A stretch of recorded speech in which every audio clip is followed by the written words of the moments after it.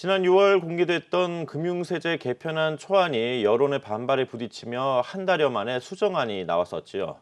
기본공제 대상과 금액이 대폭 상향됐는데 투자 자산 쏠림이나 기업 경영에 부정적 영향을 줄 수 있다는 우려들이 나오고 있습니다. 정의영 기자가 보도합니다. 지난 6월 25일 정부의 금융세제 개편안이 첫 공개된 이후 한 달이 채 지나지 않은 7월 22일 수정안이 발표됐습니다.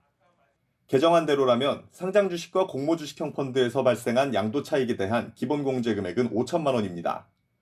당초 기본공제 혜택은 주식에 한해서만 2천만 원 한도로 부여됐었지만 양도소득세 도입에 따른 여론의 반발과 개인 투자자들의 의지를 꺾으면 안 된다는 대통령의 한마디에 수정된 겁니다. 전문가들은 상장 주식과 펀드에 대한 공제 혜택이 확대되면서 투자자산 다각화 측면에서 부정적일 수 있다고 지적합니다. 파생 상품이나 다른 유형의 펀드는 기본 공제에서 빠지면서 받을 수 있는 공제 혜택은 250만 원이 전부기 때문입니다.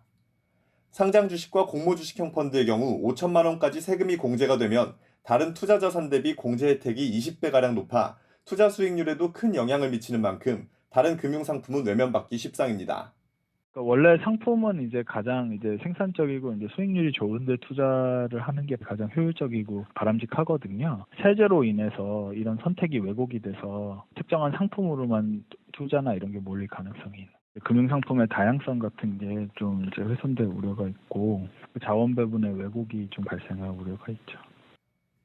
아울러 배당 소득과 양도 소득에 적용되는 세제가 달라지면서 기업의 배당 결정에도 부정적인 영향을 미칠 수 있다는 우려도 나옵니다. 기업에서 발생한 수익은 배당을 통해 주주들에게 환원하거나 사내 유보를 통해 기업의 평가 가치를 높여 양도소득에 따른 수익을 낼 수 있는데 배당소득과 양도소득에 부과되는 공제 혜택의 차이가 투자자들의 수익률에 큰 영향을 미친다면 기업의 배당 정책 자체가 왜곡될 수 있다는 겁니다. 그야말로 차별과세고 조세 중립성이 위배된다는 거죠. 배당에 대해서 높은 세율로 과세된다면 배당을 안 하겠죠, 상대적으로. 회사 내부 안에 소득을 유보로 쌓아둘 가능성도 있는 거고요. 뿐만 아니라 여론과 대통령의 한마디에 세제의 방향성이 좌우된다면 납세자인 국민들의 불신만 키운다는 지적도 나옵니다.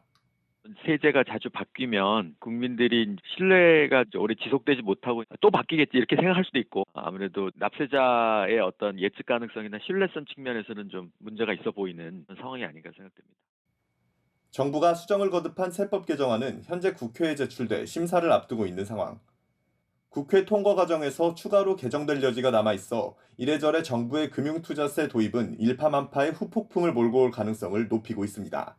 한국경제TV 정희영입니다.